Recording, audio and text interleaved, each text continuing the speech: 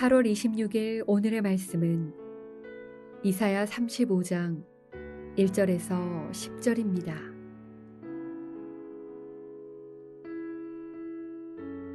광야와 메마른 땅이 기뻐하며 사막이 백합화 같이 피어 즐거워하며 무성하게 피어 기쁜 노래로 즐거워하며 레바논의 영광과 갈멜과 사론의 아름다움을 얻을 것이라. 그것들이 여호와의 영광 곧 우리 하나님의 아름다움을 보리로다. 너희는 약한 손을 강하게 하며 떨리는 무릎을 굳게 하며 겁내는 자들에게 이르기를 굳세어라, 두려워하지 말라. 보라, 너희 하나님이 오사 보복하시며 갚아주실 것이라. 하나님이 오사 너희를 구하시리라 하라. 그때에 맹인의 눈이 밝을 것이며 못 듣는 사람의 귀가 열릴 것이며 그때에 저는 자는 사슴같이 뛸 것이며 말 못하는 자의 혀는 노래하리니 이는 광야에서 물이 솟겠고 사막에서 시내가 흐를 것임이라. 뜨거운 사막이 변하여 못이 될 것이며 메마른 땅이 변하여 원천이 될 것이며 승냥이의 눕던 곳에 풀과 갈대와 부들이 날 것이며 거기에 대로가 있어 그 길을 거룩한 길이라 일컫는 바 되리니 깨끗하지 못한 자는 지나가지 못하겠고 오직 구속함을 입은 자들을 위하여 있게 될 것이라. 우매한 행위는 그 길로 다니지 못할 것이며 거기에는 사자가 없고 사나운 짐승이 그리로 올라가지 아니하므로 그것을 만나지 못하겠고 오직 구속함을 받은 자만 그리로 행할 것이며 여호와의 속량함을 받은 자들이 돌아오되 노래하며 시온에 이르러 그들의 머리 위에 영영한 희락을 띠고 기쁨과 즐거움을 얻으리니 슬픔과 탄식이 사라지리로다.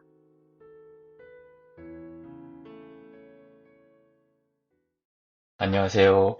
김학수 형제입니다. 진노, 진멸, 사륙, 칼, 심판. 이것들은 바로 어제 묵상한 34장에서 발췌한 단어들입니다. 34장이 죄로 가득한 에돔 땅에 내려질 하나님의 징벌을 묘사했다면 35장은 하나님을 신뢰하는 자가 누릴 복을 묘사하고 있습니다. 맹인의 눈이 밝을 것이며 못 듣는 사람의 귀가 열릴 것입니다. 저는 자는 사슴같이 뛰고 말 못하는 자의 혀는 하나님을 찬양할 것입니다. 그리고 뜨거운 사막이 변하여 물이 넘치는 못이 되고 메마른 땅이 변하여 생명수의 원천이 된다고 하십니다. 하나님은 회복시키는 분입니다. 하나님의 형상대로 모든 것을 바로 잡으시는 분입니다. 지금 나에게 하나님과 동떨어진 모습이 있지는 않습니까? 주님께 구하십시오. 회복시켜달라고 간절히 기도하십시오. 하나님은 비뚤어지고 부서지고 끊어진 모든 것을 원래의 형상대로 되돌리실 능력의 하나님이십니다. 그분을 믿으시기 바랍니다. 그런데 이렇게 풍성한 하나님의 복을 누리는 데는 한 가지 조건이 있습니다. 그것이 무엇입니까? 제가 전반부에 언급했듯이 하나님을 신뢰하는 자가 이러한 복을 누린다고 합니다. 신뢰라는 것이 무엇인지 묵상하다가 예전에 저에게 있었던 일이 문득 생각났습니다. 저에게는 자녀가 둘 있는데요. 첫째 딸이 4살쯤 되었을 때입니다. 하루는 집에서 아이들과 놀다가 저의 장난기가 발동했습니다. 첫째 아이를 카우치 위에 세워놓고 약 1m 정도 떨어진 곳에서 저는 두 팔을 벌려 아이에게 점프를 하라고 손짓을 했습니다. 그 거리는 아이에게 상당한 두려움을 줄 수 있을 만한 거리였지만 저는 어떤 일이 있어도 그 아이를 받아낸 능력이 있었기에 지켜보았습니다. 아이는 자신의 키를 훌쩍 넘는 높이에서 머뭇거리며 재차 저에게 되물었습니다. 아빠, 받아야 돼?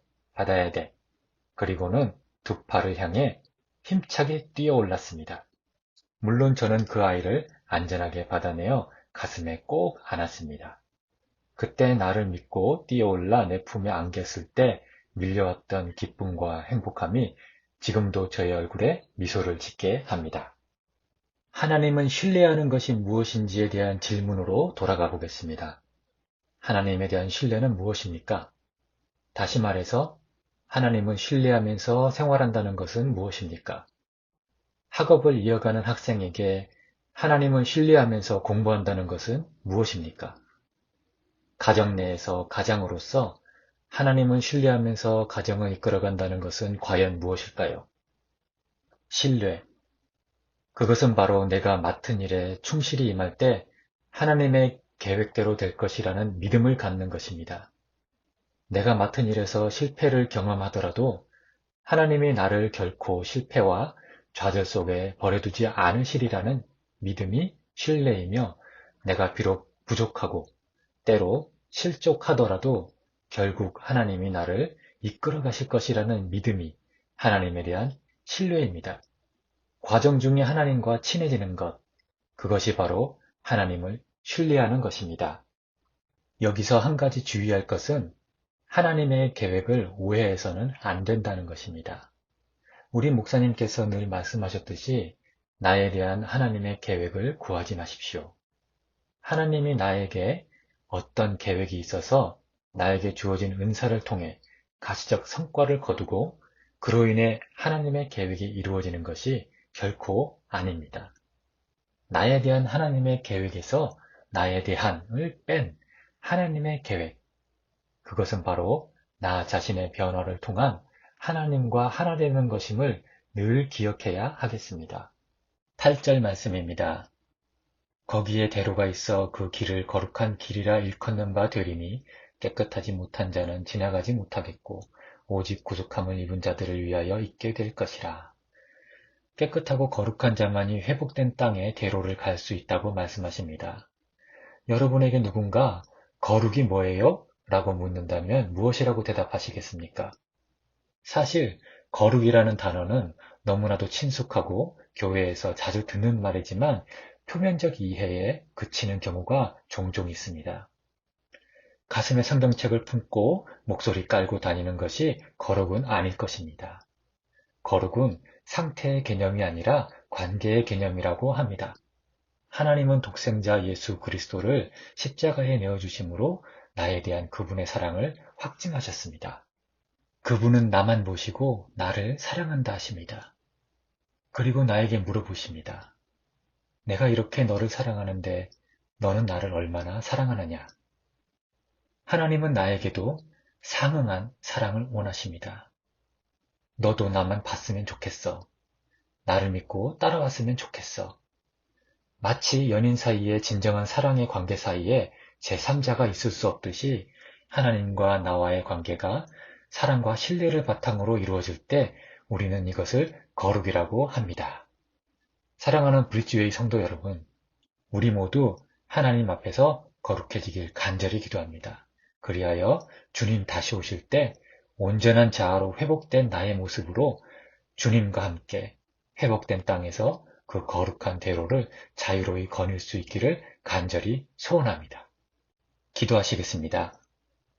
만물의 주관자이시며 옳지 못한 것을 바로잡으시고 구부러진 것을 곧게 펴시는 주님, 오늘 말씀을 통하여 우리에게 주어질 하나님의 회복된 땅과 풍성한 삶을 보여주시니 감사합니다. 나의 삶 가운데 주님을 신뢰하고 경외하는 마음을 허락하시고 장차 오실 주님의 나라에 펼쳐진 거룩한 대로를 주님과 같이 걸어가는 소망을 품고 하루하루 맡은 일에 충실히 임하는 주님의 자녀되게 인도하여 주시옵소서. 힘들고 좌절될 때마다 굳세어라. 두려워하지 말라. 보라, 너희 하나님이 오사 너희를 구하시리라. 이 말씀 신뢰하며 이겨내게 인도하여 주시옵소서. 나를 구원하시고 주님의 형상대로 온전히 회복시키실 우리 주 예수 그리스도 이름으로 기도합니다. 아멘.